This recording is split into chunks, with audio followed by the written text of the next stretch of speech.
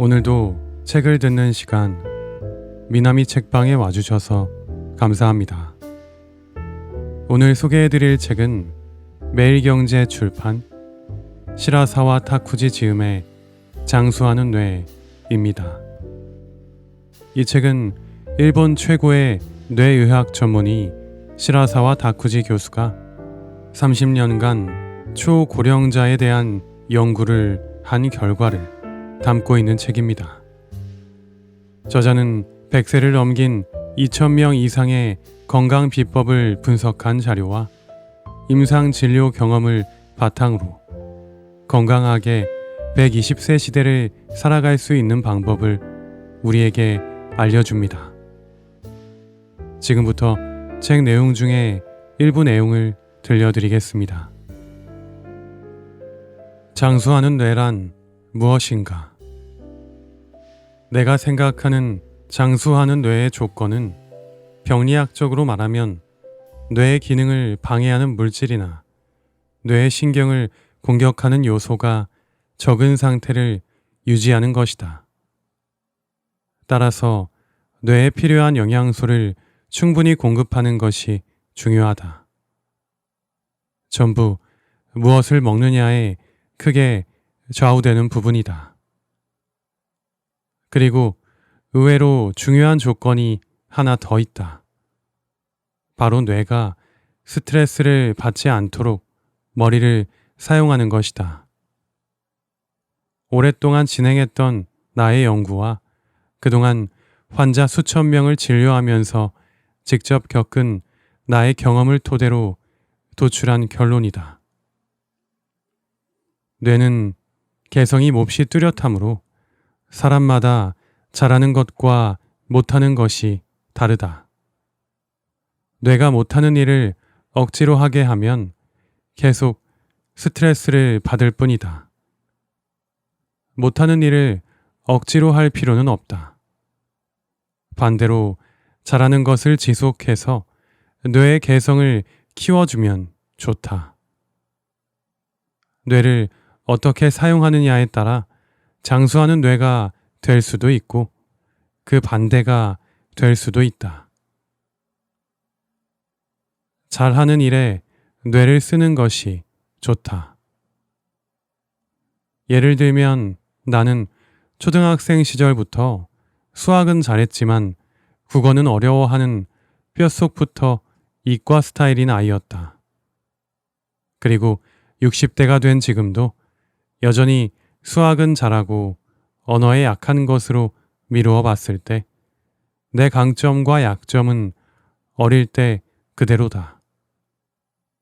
한때 언어 능력을 키우려고 마음먹은 적이 있었지만 훈련으로 되는 일이 아니었다. 나이가 들면서 언어 이해력이나 언어 사용 능력이 저하되는 게 아니라 원래부터 언어에 관한 능력이 좋지 않았다. 이것은 내가 가진 뇌의 개성이다. 물론 어릴 때는 모든 과목을 빠짐없이 골고루 학습하는 게 어느 정도 필요하다. 다만 어른이 된 후에도 못하는 일에 계속 힘을 쏟으면 뇌를 지치게 할 뿐이다. 뇌를 잘하는 영역에 사용하면 얻는 게 훨씬 더 많고 뇌를 오랫동안 건강하게 유지할 수도 있다. 뇌의 개성을 살리자. 저마다 특징이 있는 뇌의 개성을 살리는 게 장수하는 뇌로 가는 길이다. 가령 매일 하는 업무나 집안일이 생각대로 잘 풀리지 않아 초조해지거나 의욕이 생기지 않는다면 다른 방법을 시험해 보는 건 어떨까? 예를 들어 일할 때 사용하는 소프트웨어를 바꿔본다든가 보고서 형식을 바꿔본다든가 하는 식으로 말이다. 집안일이라면 새로운 식기나 가전제품을 들인다거나 가사 대행 서비스를 이용한다거나 가족 구성원끼리 가사 분담을 다시 해서 잘 안 되는 영역은 다른 사람에게 맡겨보는 것도 좋은 방법이다. 더 나은 방법을 찾아낼수록 뇌에 가는 부담이 줄어들 것이다. 취미나 스포츠도 마찬가지. 처음부터 나랑 잘 맞는 것 같은데? 아주 재미있어. 이런 기분이 든다면 자신의 뇌와 잘 맞는 활동이라는 신호다. 만약 예전부터 피아노를 치고 싶었는데 막상 쳐보니까 그냥 그랬어. 이런 생각이 들 때에는 바이올린이나 플루트 등 다른 악기에 도전하다 보면 자신에게 잘 맞는 게 무엇인지 알게 될지 모른다. 다른 사람으로부터 건강에 좋다고 적극 추천을 받아 명상이나 요가를 시작했는데 잘 맞는 느낌이 없다면 굳이 지속할 필요는 없다. 맞지 않는 걸 거듭 시도할 시간에 차라리 새로운 것에 도전해서 가능성이 보이는 활동을 찾는 것이 훨씬 더 효율적이다. 자기 뇌의 개성에 맞춘 삶의 방식. 힘들더라도 연습하다 보면 점점 나아지리라는 생각은 공연히 뇌에 짐만 얻는 사고 방식이다. 어느 정도 해보고 힘들면 얼른 포기하자. 맞지 않은 것을 억지로 붙잡고 있어봤자 뇌에 좋은 일은 하나도 없다. 자신이 못하는 일을 무리해서 계속한다면 뇌에 스트레스를 주게 되는 것은 물론이고 장기적으로 커다란 악영향이 미칠 수도 있다. 자기 뇌의 개성에 맞춰 사는 것이 분명 즐겁고 편하게 사는 방법이다. 그래야 삶이 훨씬 더 잘 풀릴 것이기도 하다. 이게 바로 장수 모드로 뇌를 사용하는 방법이자 장수하는 뇌를 만드는 첫 번째 비결이다. 인간의 뇌도 오일 교체가 필요하다. 뇌에 노폐물을 생기게 하는 원인을 멀리 하려고 아무리 노력해도 그 가능성을 전부 차단할 수는 없다. 음식에는 뇌 속의 노폐물이 될 중금속과 호르몬 분비를 흐트러뜨리는 물질들이 포함되어 있고 이런 물질을 완벽하게 제거할 방법은 없기 때문이다. 그리고 코로 오염된 공기를 들이마시면 공기에 들어있는 유해 물질이 뇌로 침투할 수 있다. 거기다 벌레에 물린 상처를 통해 침입한 병원체나 구강 내의 박테리아가 뇌에 도달하기도 한다. 실제 알츠하이머병으로 사망한 사람의 뇌에서 치주질환의 원인균인 진지발리스균, 코를 타고 들어온 것으로 추정되는 곰팡이, 헤르페스 등의 바이러스가 발견된 사례가 있다. 뇌에 영양을 공급하는 음식을 먹으면서 노폐물이 될 만한 것을 신경 써서 제외했다고 해도 뇌 건강을 유지하기 어렵다는 이야기다. 뇌에 쌓인 독을 해독할 필요가 있다. 만약 물로 세척이 되는 장기라면 처음부터 독이 잘 쌓이지 않았을 테고 설령 오염물이 축적돼도 바로 씻어낼 수 있다. 예를 들어 위에 독이 들어가면 링거로 수액을 공급받아 소변을 통해 독을 배출할 수 있다. 하지만 뇌 조직은 장기 중에서 가장 기름기가 많은 곳인지라 독이 쌓이기가 쉽고 빼내는 데에도 시간이 오래 걸린다.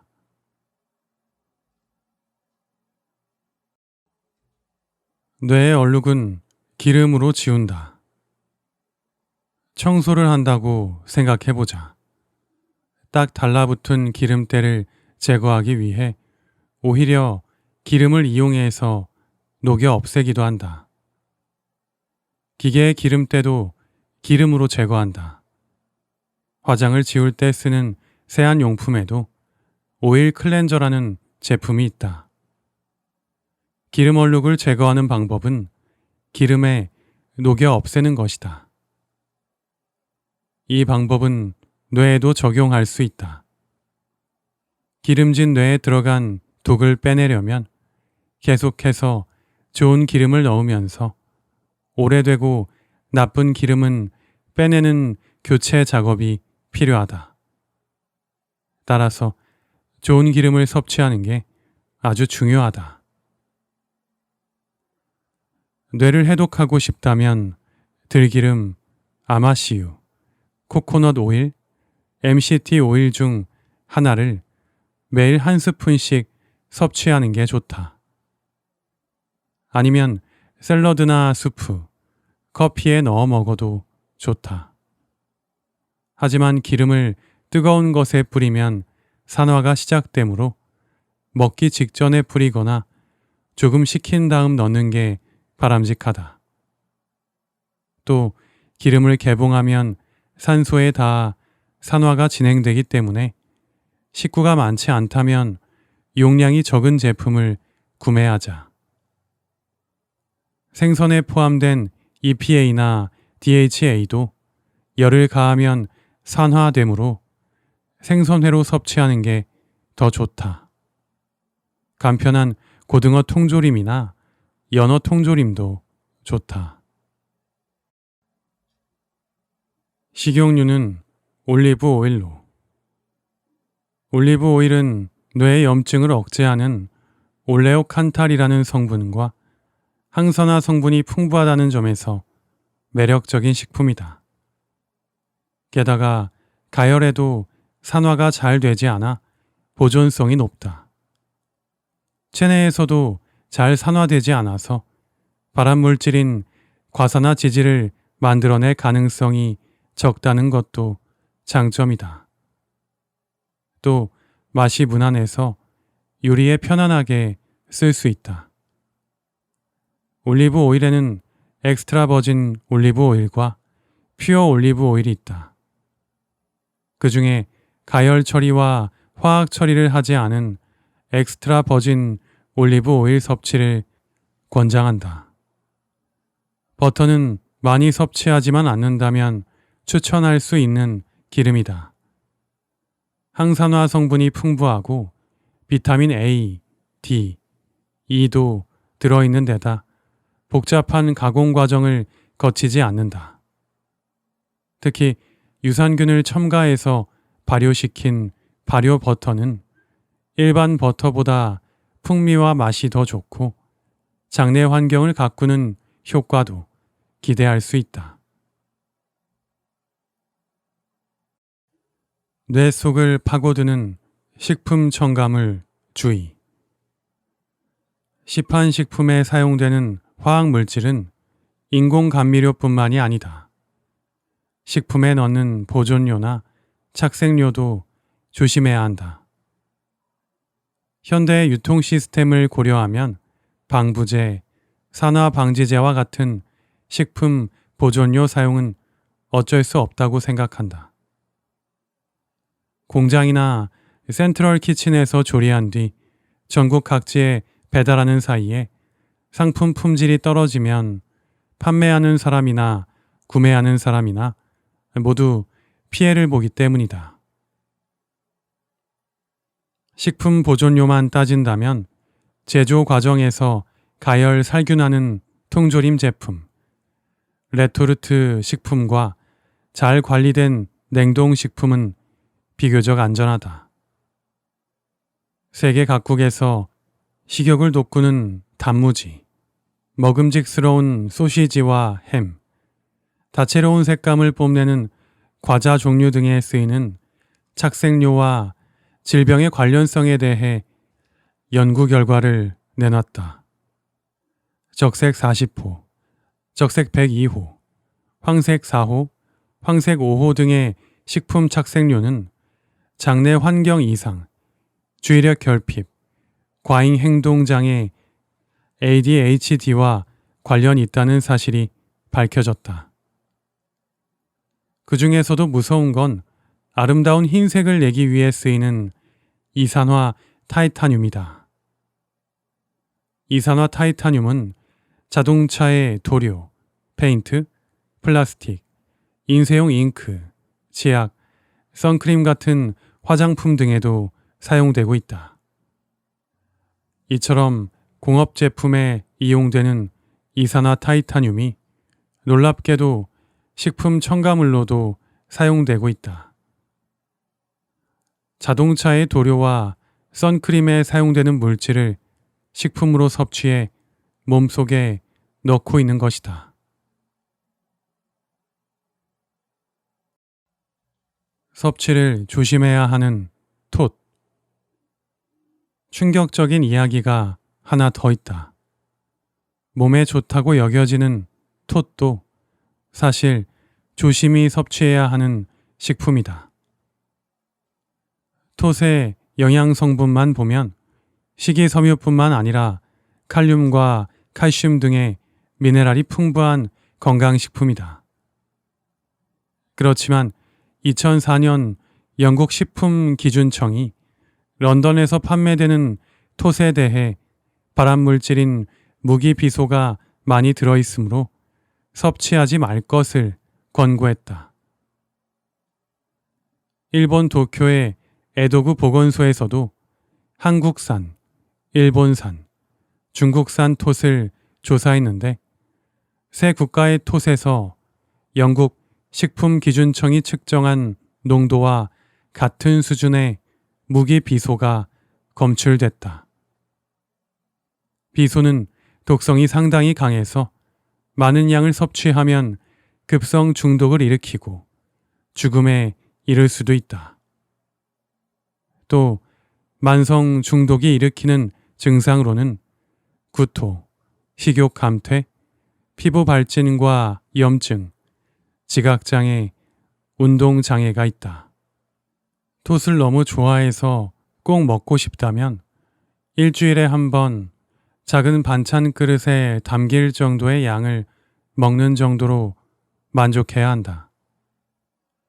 톳과 같이 바다에서 자라는 미역, 다시마, 김에는 무기비소가 톳의 200분의 1 정도 들어있다.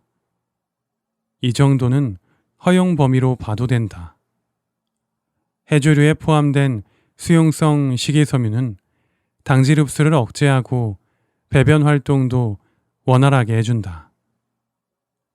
톳 외의 해조류는 마음껏 먹어도 된다.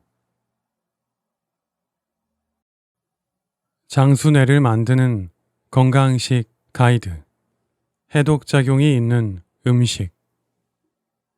어떤 채소들은 해독작용을 한다. 그 중에서도 가장 먼저 추천하고 싶은 건 십자화과 채소다. 십자화과 채소는 세포에서 독을 빼내서 대소변과 땀으로 배출되게 한다. 또 십자화과 채소에 들어있는 이소사이오사이아네이트에는 인체 해독을 담당하는 간 기능을 강화하는 것 외에도 항암작용, 살균작용, 동맥경화 예방 등의 기능도 있다. 특히 1990년대 미국 국립암연구소에서 막대한 비용을 들여서 암을 예방하는 데 도움이 되는 식품을 분류한 디자이너 푸드 피라미드에도 십자화과 채소가 많이 포함되어 있다. 십자화과 채소인 양배추, 브로콜리는 피라미드의 상위에 기재됐다. 브로콜리의 새싹에 포함된 설포라판이라는 성분은 강력한 항염작용과 해독작용을 한다. 해독작용을 위해서 물을 섭취할 때는 반드시 물을 생으로 먹어야 한다. 갈릴 때 세포가 손상되면서 이소사이오사이아네이트가 생기기 때문이다. 특히 무의 뿌리 부분에 가까울수록 많이 생긴다고 한다. 십자화과 채소, 경수채, 청경채, 다채, 소송채, 순무, 양배추, 브로콜리, 브로콜리의 새싹, 냉이, 무와 무순, 레디시, 컬리플라워, 케일, 배추, 루콜라, 고추냉이, 고추냉이 잎. 향신료로 익숙한 향채에도 다양한 해독작용이 있다. 마늘, 파종류, 부추 등에 들어있는 알리신은 황화물로 특유의 향을 풍기는 게 특징이다. 알리신은 강력한 살균작용과 향균작용을 하기 때문에 곰팡이와 병원균 증식을 억제한다. 생강은 살균작용과 항염작용을 하고 혈액순환을 돕는 역할도 하므로 전신의 독을 회수해서 간으로 보내 해독을 촉진하는 효과를 기대할 수 있다. 태국 요리에서 자주 쓰이는 고수는 수은과 납 등의 유해 중금속을 배출하는 작용을 한다. 더불어 살모넬라와 칸디다 같은 균을 쫓아내는 강력한 항균 작용도 한다. 독특한 향 때문에 호불호가 갈리는 식품이지만 십자화과 채소 이상의 해독 작용을 기대할 수 있다. 향채류, 고수, 마늘, 양파, 대파, 생강. 이외에도 해독작용이 있다고 밝혀진 채소, 견과류, 기름이 있다. 지금까지 소개한 채소와 함께 많이 섭취하면 좋다. 그 중에 브라질 너트라는 견과류는 수은을 해독하는 셀레늄이 많이 들어있는 데다 강력한 항산화 작용을 하는 등 몸에 좋은 성분이 많이 들어있다. 다만 셀레늄을 과도하게 섭취하면 신경계 이상 증상이 나타나므로 하루에 한 알에서 두 알 정도가 적당하다. 그 외 아보카도, 비트, 해조류, 자몽, 레몬, 파프리카, 브라질 너트, 엑스트라 버진 올리브 오일. 장내 환경을 개선하고 면역력을 높이는 식품. 발효식품은 장내 플로라, 장내 세균 집단을 더 다양하게 만든다. 좋은 균을 장으로 보내면 유산균, 부티르산균, 에쿠올 생산균이 활성화되면서 장내 플로라가 균형을 이루고 면역 기능이 원활하게 작동한다. 여성의 신체에서는 특정 장내 세균이 여성 호르몬인 에스트로겐과 유사한 구조의 에쿠올이란 물질을 생산해서 몸 전체에 이로운 효과가 나타난다. 발효식품뿐만 아니라 발효 조미료도 장내 환경을 개선하는 데 도움을 준다. 다만 발효 조미료는 진짜를 고르는 게 중요하다. 상품 라벨에 식초나 간장이라고 쓰여 있더라도 원재료 성분을 보면 화학 처리된 재료명이 적힌 경우가 있다. 원재료 가짓수가 되도록 적고 전통적인 제조 방식으로 만들어진 제품을 추천한다. 감주는 그대로 마셔도 되고 설탕 대신에 사용할 수도 있다. 발효식품, 쌀 겨 절임, 노각 장아찌, 유채 겨자 무침, 나토, 김치, 생햄, 살라미, 오징어젓, 안초비, 발효 버터. 발효 조미료, 식초, 간장, 된장, 와인 비네거, 어간장, 두반장, 감주. 차, 홍차, 우롱차, 루이보스차. 우롱차는 반발효차이고 홍차, 루이보스차, 보이차, 고이시차는 발효차다. 발효식품은 먹기 힘들지 몰라도 차는 도전하기 쉬울 것이다. 장정작용을 하는 식품. 축적된 독을 빠르게 소변, 대변, 땀 등의 해독 경로를 통해 배출하려면 수분 섭취와 함께 배변 활동을 원활히 하는 게 중요하다. 대변이 오랫동안 대장에 머무르면 발암물질, 발암 촉진 물질, 암모니아, 황화수소 등의 유해 물질이 발생한다.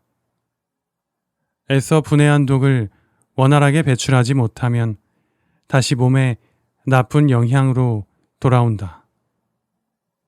변비 해소에는 식이섬유가 단연 최고다. 식이섬유는 수용성과 불용성으로 나뉘는데 두 가지 다 중요하다. 채소 외에 버섯, 해조류, 콩류, 현미 등에도 많이 들어있다. 우엉, 돼지감자, 나토, 현미, 곤약, 시금치, 풋콩, 참깨, 쑥갓, 키위, 버섯류.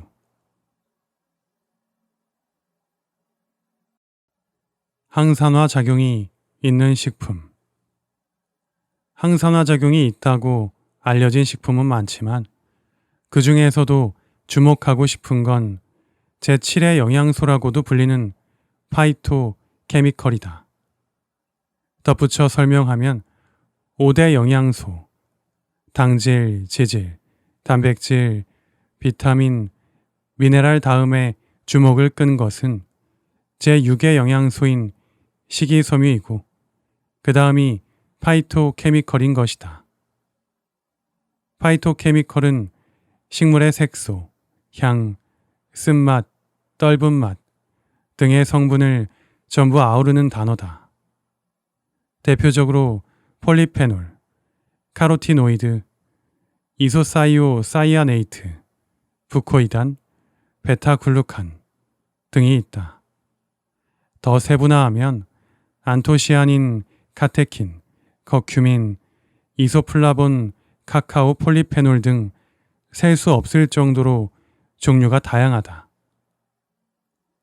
식물성 식품 중에서 색이 컬러풀한 것, 향이 강한 것, 쓴맛이 나는 것, 열을 가하면 떫은 맛이 나는 것에는 파이토케미컬이 들어있다고 기억하면 된다.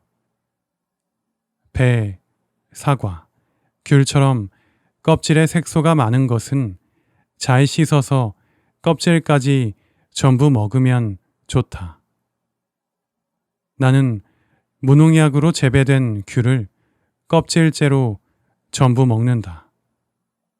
또 강황에 함유된 커큐민을 섭취하기 위해서 스프 카레를 일주일에 3번에서 4번 정도 먹기도 한다. 항산화 작용이 있는 식품. 아보카도, 토마토, 사과, 블루베리, 귤, 레몬, 유자, 콩제품, 콩류, 샐러리, 쑥갓, 아스파라거스, 피망, 파프리카, 코코아, 호두, 아몬드, 카레가루, 녹차.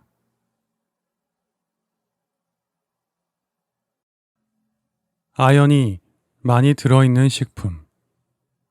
아연은 축적된 납과 수은의 독성을 약하게 만드는 효능 외에도 새로운 세포를 만들 때 꼭 필요한 재료다. 뇌세포, 내장세포, 피부세포 전부 아연이 없으면 새로운 세포를 만들 수 없다. 따라서 아연이 포함된 식품을 섭취하는 건 중요한 일이다. 동시에 아연의 흡수를 방해하는 패스트푸드, 편의점 도시락, 인스턴트 라면 등의 가공식품을 많이 먹지 않도록 신경 써야 한다. 아연이 부족해지면 미각 상실, 면역력 저하, 빈혈, 탈모, 신경 감각 장애 등의 증상이 일어날 수 있다.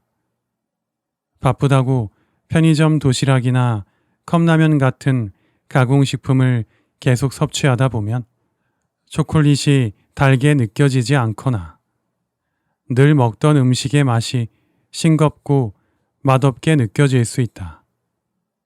이런 증상은 아연 결핍에 의한 미각 장애일 수 있다. 아연이 풍부한 식품, 굴, 소, 양, 돼지의 살코기, 소, 닭, 돼지의 간, 오징어, 잠두콩, 관자, 캐슈넛, 브라질 너트, 메밀. 외로우면 정말 불행할까? 뇌는 저마다 개성이 있고 뇌의 개성을 활용하는 건 정말 중요하다. 자신의 뇌가 타고난 본연의 능력을 본뇌라고 정의하고자 한다. 이 본뇌에 따라 살아야 뇌가 장수하는데 도움이 된다. 직장을 그만두면 사회와의 연결고리가 느슨해지고 나이가 들면 배우자가 사망하거나 또래 친구가 줄어드는 게 자연스러운 흐름이다. 그런 상황에서도 외로운 것만큼 불행한 일은 없으니 친구를 사귀고 외로움에서 벗어나자 라고 권유하는 사람들이 꽤 많다. 젊은 사람 중에서도 외롭게 지내는 건 좋지 않으니 다양한 커뮤니티에 참여하는 게 좋다 라고 주장하는 사람들이 더러 있다. 하지만 내가 오랫동안 사람을 관찰한 결과 3명 중에 1명가량은 다른 사람과 어울리지 않는 타입이었다. 타인과 어울리기보다는 혼자가 편하거나 자신만의 세계를 즐기고 싶은 사람에게 혼자 있는 것은 더없이 행복한 일이다. 늙어서 외로우면 불행하다는 건 사람은 사람들과 함께 지내는 게 바람직하다고 생각하는 사람의 주장일 뿐 모든 사람에게 해당하는 말이 아니다. 혼자 지내는 걸 선호하는 개인주의적인 사람은 의외로 많다. 나스메 소세키에게 배우는 개인주의의 메리트. 일본의 유명 소설가인 나스메 소세키의 강연문을 엮은 나의 개인주의라는 책이 있다. 이 책은 개인주의의 핵심은 고독의 세계를 즐기는 것이며 자신의 개성을 추구하려면 타인의 개성을 존중하는 자세가 필요하다고 말한다. 그리고 자기 생각대로 사물을 판단하고 진정으로 자신이 지향하는 바를 추구하는 게 바로 개인주의라고 이야기한다. 개인주의라는 말을 들으면 이기적이다, 사회성이 없다, 외골수다 같은 부정적인 이미지를 떠올리는 사람이 많겠으나 개인주의로 살아가는 게 더 편하다는 사람도 분명 존재한다. 개인주의자는 장수에 대비해서 친구를 만들려고 조급해야 할 필요가 없다. 특별히 좋아하는 일이 없고 자신만의 세계라는 거창한 것이 없더라도 혼자 있을 때가 편하다면 굳이 다른 사람들과 어울리지 않고 독서, 산책, TV 시청, 음악 감상 등으로 시간을 보내면 된다. 평소에는 혼자 지내고 좋아하는 취미 모임에만 참가한다든지 주민센터에 흥미있는 강좌를 수강한다든지 한다면 사회에서 고립되지 않는다. 일을 하다 보면 다른 사람과의 소통이 필요한 순간이 있다. 자신이 개인주의자 성향을 지닌 걸 알고 있는 사람은 소통을 꼭 하지 않아도 되는 직업을 택할지 모른다. 이것은 뇌의 좋은 선택이다. 싫어하는 일을 최대한 줄이면 뇌가 편안해하기 때문이다. 일을 하다가 자신이 사람들과 잘 어울리지 못하는 타입이라는 걸 알게 됐다면 업무와 사생활을 확실히 구분하는 게 좋다. 그날의 업무가 끝난 뒤나 휴일에 상사, 동료, 거래처 등이 식사나 술자리를 제안하는 경우에는 완곡하게 거절하자. 완곡하게라는 게 참 머리 아픈 일이지만 이 정도는 필요한 사회성이라고 여기고 극복해보면 어떨까? 요즘은 야유회가 없는 회사, 회식이 자율 참석인 회사, 신년회, 숙년회가 사라진 회사도 속속 생기는 추세다. 이렇게 개인주의자에게 반가운 환경이 계속 늘면 장수하는 뇌를 갖는 사람도 늘어날지 모르겠다.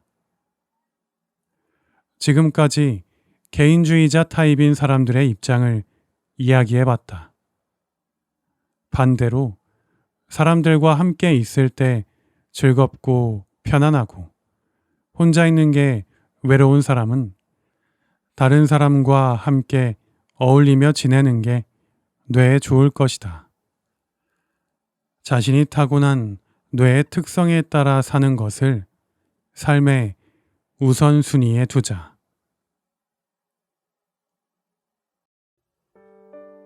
지금까지 장수하는 뇌의 일부 내용을 들어보셨습니다. 이 책을 통해 저자는 뇌를 건강하고 젊어지게 만드는 방법으로 올바른 식사법, 피로관리법, 질병을 예방하는 생활습관 등을 친절하게 알려주며 우리가 120세까지 건강하게 살 수 있을지는 지금부터 수십 년 동안 하루하루를 어떻게 지내는가에 달렸다고 말하고 있습니다. 그리고 장 건강이 어떻게 뇌 건강과 연결되는지, 치주질환이 뇌 건강의 중요한 근거가 무엇인지 등과 같이 뇌 건강과 관련한 유용한 정보들을 많이 제공해 줍니다. 오늘 들어보신 내용 외에도 유용한 내용들이 많이 담겨 있으니 책을 한번 읽어보시고 생활에 적용해 보시면 좋을 것 같습니다.